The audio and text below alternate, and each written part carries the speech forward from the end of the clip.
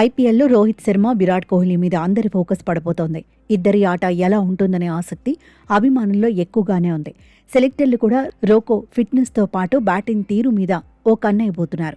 One day world కప్ను దృష్టిలో పెట్టుకుని ఆటగాళ్ల ప్రదర్శనను సెలెక్టర్లు గమనించబోతున్నారు. సెలెక్టర్లు ఫోకస్ చేయాలనుకుంటున్న ప్లేయర్లలోని రోహిత్ శర్మ, విరాట్ కోహ్లీ ఉంటారనడంలో డౌట్ లేదు.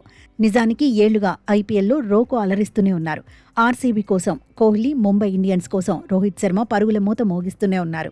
కానీ అంతర్జాతీయ క్రికెట్ కెరియర్ చివరి దశకు చేరుతున్న సమయంలో మాత్రం ఇంకా నిరూపించుకోక తప్పని పరిస్థితే ఉంది. ఇప్పటికే టీ20లు, టెస్టులకు రోకో గుడ్ బై చెప్పారు. ఇప్పుడు వన్డేల్లో మాత్రమే ఆడుతున్నారు. ఐపీఎల్లోనూ బరిలో దిగుతున్నారు. ఒకే ఫార్మాట్కు పరిమితమైనందున ఐపీఎల్ తర్వాత సరైన మ్యాచ్ ప్రాక్టీస్ దొరుకుతుందా లేదా అనే చర్చ జరిగింది.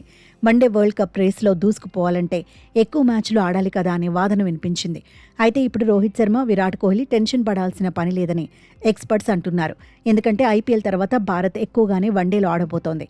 అన్ని సిరీస్ల్లో బరిలో దిగితే రోహిత్, కోహ్లీకి కావలసినంత మ్యాచ్ ప్రాక్టీస్ దొరుకుతుందని మాజీలు సైతం అభిప్రాయపడుతున్నారు. ఐపీఎల్ ముగిసిన తర్వాత ఆఫ్ఘనిస్తాన్తో టీమిండియా వన్డేలు ఆడబోతోంది. ఈ సిరీస్లో రోకో బరిలో దిగటం ఖాయమనే అంచనాలున్నాయి. ఒకే ఫార్మాట్కు పరిమితమైనందున అన్ని సిరీసుల్లోనూ ఆడే అవకాశాలున్నాయని చర్చ జరుగుతోంది. ఆఫ్ఘన్తో సిరీస్ తర్వాత ఇంగ్లండ్తోనూ టీమిండియా ఆడబోతోంది. ఇంగ్లండ్ గడ్డ మీదే జూలైలో 3 వన్డేల్లో తలపడబోతోంది. ఆగస్టులో వన్డే సిరీస్లేమీ లేవు. ఆ తర్వాత సెప్టెంబర్లో రోకో బిజీ అవుతారు. సెప్టెంబర్ 27 నుంచి అక్టోబర్ 3 వరకు వెస్టిండీస్తో 3 వన్డేల సిరీస్లో బరిలో దిగుతారు. అది ముగియగానే న్యూజిలాండ్కు టీమిండియా వెళ్లాల్సి ఉంటుంది. ఆ తర్వాత స్వదేశంలో శ్రీలంకతో 3 వన్డేల సిరీస్ ఆడాల్సి ఉంది. ఆ తర్వాత స్వదేశంలోనే జింబాబ్వేతో 3 వన్డేల సిరీస్లోనూ రోకో బరిలో దిగుతారు.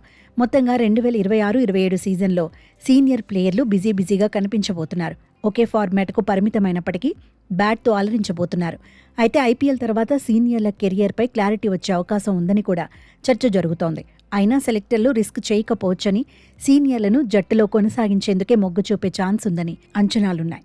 ఫిట్నెస్ను, ఫామ్ను కాపాడుకోవడమే కీలకమని ఎక్స్పర్ట్స్ అంటున్నారు.